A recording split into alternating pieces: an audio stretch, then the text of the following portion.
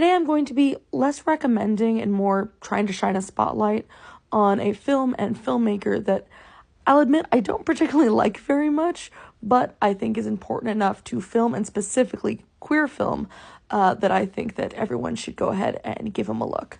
If you do even the most cursory glance of the people involved in the new queer cinema movement that was in the 80s and 90s, you're definitely going to see the name Gregg Araki. I'd say his most popular film's probably Mysterious Skin from the 2000s because it stars Joseph Gordon-Levitt.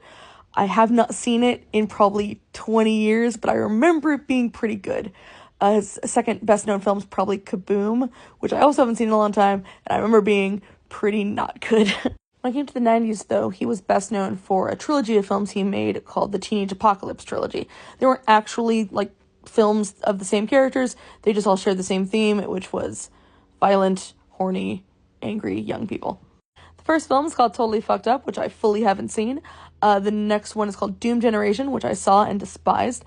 The third one is called Nowhere, which is the one I just watched, which is not great, but still better than Doom Generation. If you like Doom Generation, that's totally cool. It just was everything I hated thrown in my face for a while, so I didn't love it. Here's what I'll say and what I want to get across. If you want to try to explore more queer cinema history, specifically the new queer film movement, I think that Gregg Araki is probably your best bet as far as a good entry point. He's more user-friendly than a lot of those films are. As for the plot of the film Nowhere, it's one of those mid-90s to mid-thousands sort of young people wandering aimlessly over the course of a day or a night and the wacky things they get up to. And I actually usually like those kind of movies. And this movie has moments. I'll say it's the least creative.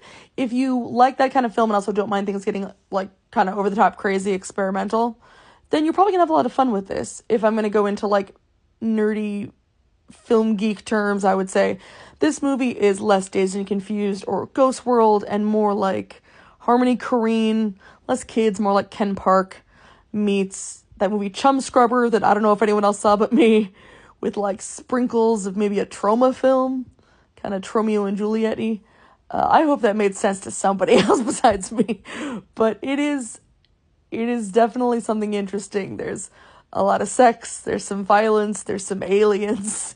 It's just sort of, if you want to get into more experimental filmmaking, but don't want to jump from 0 to 100 of watching some crazy industrial art film or any kind of thing like that, then I think this is a decent jumping in point to just trying something a little bit with a sort of structure that is relatable to what films a lot of people have seen, but doesn't mind getting real crazy with it. I'm hoping any of this makes sense. In general, like I said, I didn't love it just because I felt like there was no character to grab onto. I kind of don't like anybody in this movie.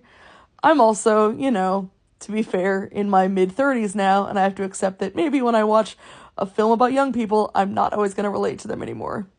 Cry, cry, I'm old.